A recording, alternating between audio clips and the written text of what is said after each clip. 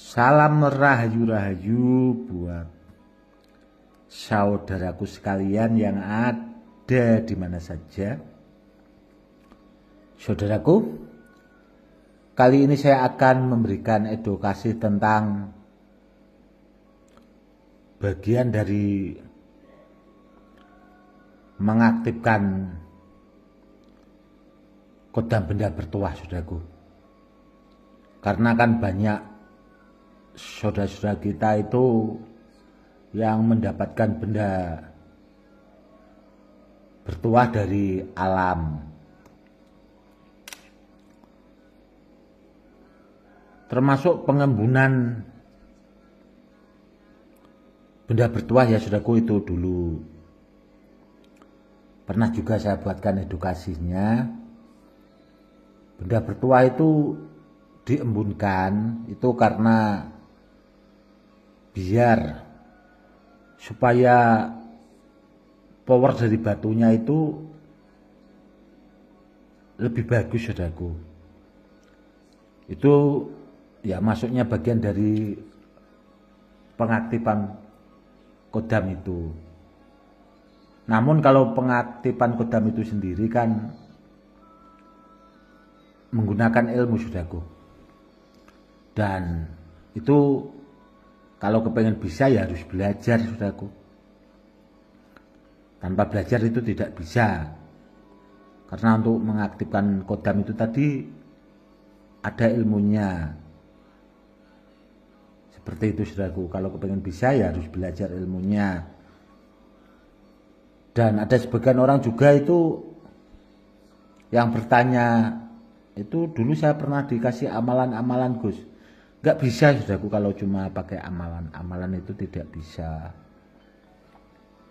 Yang jelas kalau mengaktifkan kodam itu ada ilmunya. Namun kalau sekedar amalan itu bagian dari ritual itu sendiri, saudaraku, ritual pengaktifan kodam, namun belum bisa aktif. Contoh seperti pengembunan, saudaraku, benda bertuah. Benda bertuah itu dulu kan saya pernah ngasih edukasinya. Kalau kepengen bagus itu benda bertuahnya itu bisa diembunkan, saudaraku, sore gitu kan. Diembunkan itu kita baca wasilah dulu ke Nabi besar kita Muhammad Syekh Abdul Qadir, dan di tempat benda bertuah yang kita temukan, saudaraku, itu dibacakan wasilahnya.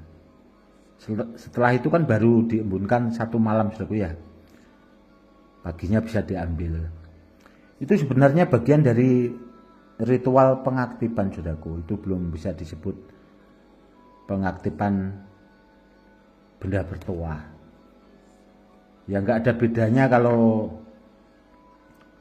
muntabsi dari Sulawesi, saudaraku. Muntabsi dari Sulawesi itu kan ada yang direndam sama air kelapa hijau agar supaya memperkuat energinya. Itu sebenarnya bukan bagian dari, bahasanya itu untuk mengaktifkan kodam, namun itu bagian dari ritualnya, saudaraku. Itu bukan pengaktifan kodam, namun bagian dari ritualnya. Seperti itu, saudaraku. Dan ada juga, saudaraku, yang bertanya itu Badar Bisalonata kalau itu tadi, saudaraku, dijemur. Itu bagaimana ya, Gus? Ya tidak apa-apa, saudaraku. Namun kalau benda bertuah dijemur kan ya, kalau tidak ada niatan atau bagian dari ritual kan ya nggak pas juga. Intinya yang terpenting itu sebenarnya, saudaraku, kalau benda bertuah dari alam itu harus diaktifkan itu tadi, saudaraku. Kita harus punya ilmunya. Kalau tidak punya ilmunya harus belajar. Seperti itu. Dan ada juga pertanyaan tentang benda bertuah. Benda bertuah itu ada juga yang katanya tidak pakai kodam, tanpa isian, tanpa mantra, tanpa pantangan, kan seperti itu. Itu ada saudaraku, dulu sering saya lihat itu di Facebook yang memaharkan katanya benda bertuah itu yang seperti itu. Namun setelah saya lihat barangnya ya barang-barang dari pasar saudaraku, aksesoris biasa itu saudaraku. Masuknya ya batu hias, barang-barang hias. Namun kok itu bisa ditesmoni sama pemaharnya? Ya karena sebenarnya saudaraku, yang bisa itu kan pemaharnya saudaraku. Bukan karena benda yang dijual itu tadi, bukan karena benda yang dimaharkan itu tadi. Itu karena orangnya saudaraku. Dan dulu ada saudara kita yang dari Pontianak itu dulu pernah curhat ke WA saya saudaraku, zaman dulu itu. Pernah memahari cincin, waktu itu dimahari itu 1,5 juta saudaraku. Itu sebelum barangnya dikirimkan ditesmoni sama penjualnya itu pakai cutter, disayat-sayat di kulit seperti itu saudaraku. Itu bisa. Namun setelah barangnya sampai itu ya tidak bisa saudaraku, jebol. Dan saya bilang itu kalau dilihat dari segi fisik barangnya juga kan sudah nggak pas karena batu hias saudaraku, itu yang pertama. Yang kedua itu saudaraku, kalau cuma energi kan dulu sering saya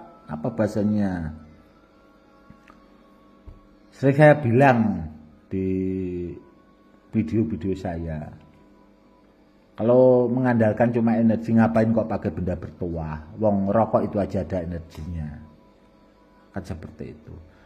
Kalau orang-orang dahulu saudaraku, kalau soal benda bertuah itu yang diutamakan ya kodamnya itu saudaraku, kodam. Meskipun dari alam kan memang ada saudaraku ya. Benda bertuah itu kalau dari alam saudaraku itu memang ada yang langsung bisa ditesmoni anti tembak. Namun itu juga kalau ditesmoni sekali bisa, 2 kali, kadang bisa sampai 3 kali paling mentok saudaraku, itu paling habis itu rata-rata jebol saudaraku. Karena apa ya? Karena bendanya belum aktif. Itu sebenarnya bukan karena energi atau powernya itu tadi saudaraku. Memang batunya itu di alamnya saudaraku itu memang ditempati kodam itu saudaraku. Memang ditempati. Itu yang harus dipahami ya saudaraku ya. Biar saudaraku itu cerdas, jangan sampai dibodohin sama orang-orang yang tidak bertanggung jawab saudaraku. Karena benda bertuah barang peninggalan asli ori itu, di samping dari bendanya itu, dari barangnya itu, dari bahannya itu juga sudah bagus, punya energi yang sangat kuat itu tadi. Karena apa? Karena barangnya bagus saudaraku.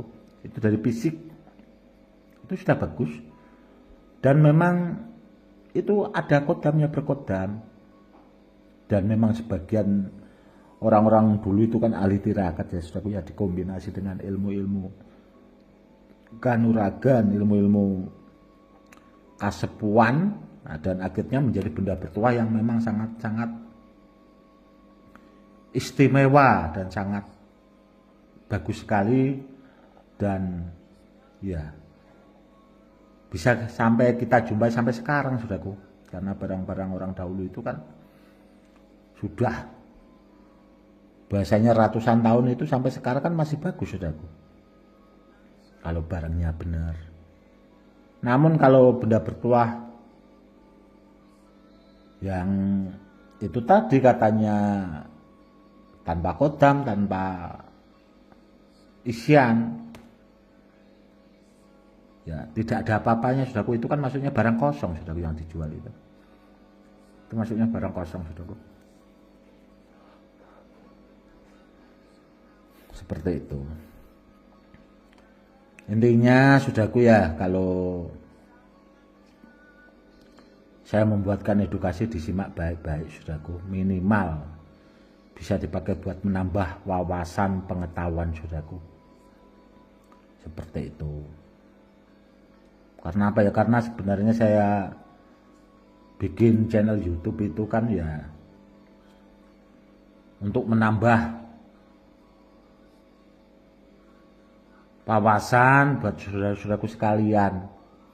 Karena ya dulu itu saya kan sering saudaraku ya lihat-lihat banyak saudara-saudara kita itu kepengen benda bertuah namun mendapatkan benda bertuah yang tidak pas karena yaitu tadi barangnya kosong, barangnya yang palsu lah dan sebagainya. Itu saya akhirnya nggak tega, akhirnya saya ya berpikir bikin channel YouTube, membuatkan edukasi buat saudara-saudara kita yang awam supaya paham.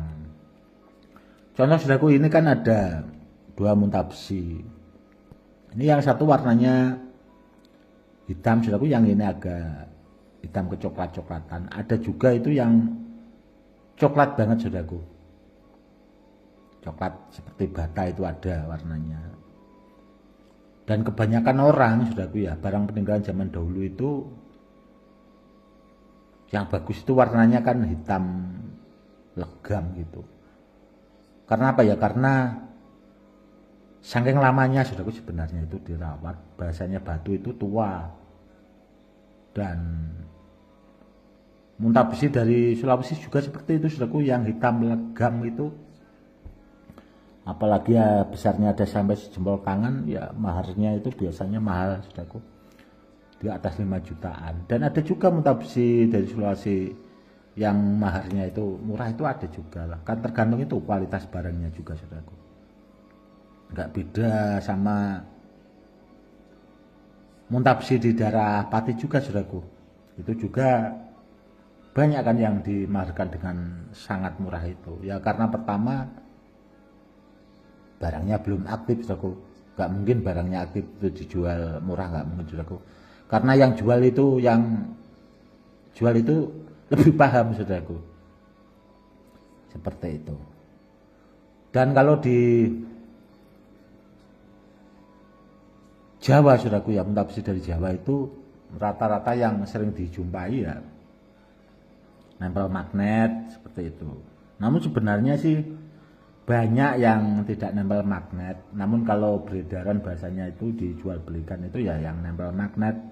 Kalau yang tidak nempel magnet itu biasanya kurang laku saudaraku, karena ya kebanyakan orang taunya kalau badat besi itu kan harus nempel magnet. Beda sama saudara kita yang dari Sulawesi. Di sana itu kalau nempel magnet itu langka sekali saudaraku. Ada 1-2, namun kebanyakan hampir 90% lebih itu tidak menempel magnet muntabsinya. Seperti itu. Namun yang jelas kalau barangnya tuah bawaannya itu sudah bagus saudaraku ya, itu kalau diaktifkan, setelah aktif tuahnya itu dilipat gandakan dengan ilmu-ilmu, itu akan menjadi lebih bagus lagi. Karena untuk melipat gandakan tuah dari benda bertuah itu sendiri hanya orang-orang tertentu saudaraku, tidak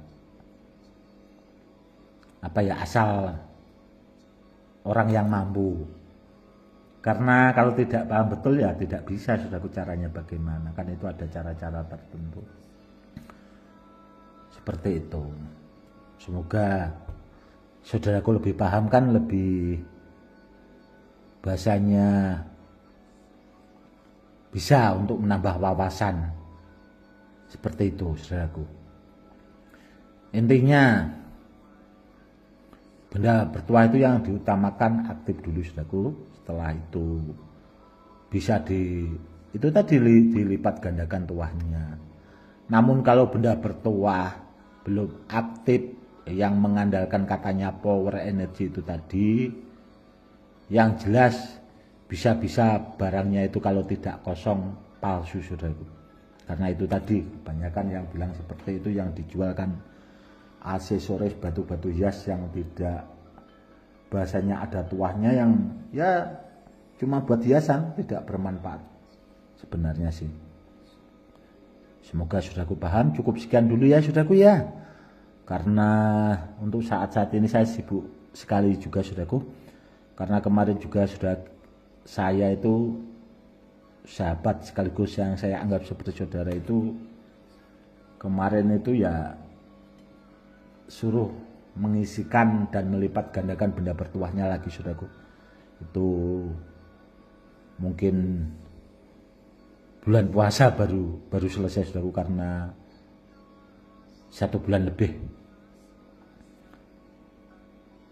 minta tolongnya seperti itu.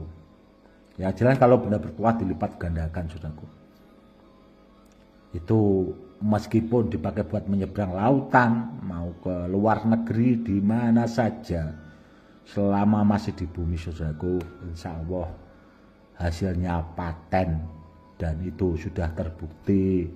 Selama saya memarkirkan benda bertuah itu, saudara-saudara kita yang ada di luar negeri itu banyak juga yang membuktikan real nyata, saudaraku. Kurang lebihnya seperti itu. Cukup sekian dulu ya, saudaraku. Salam rahayu-rahayu. Salam hormat saya, Gus Edi.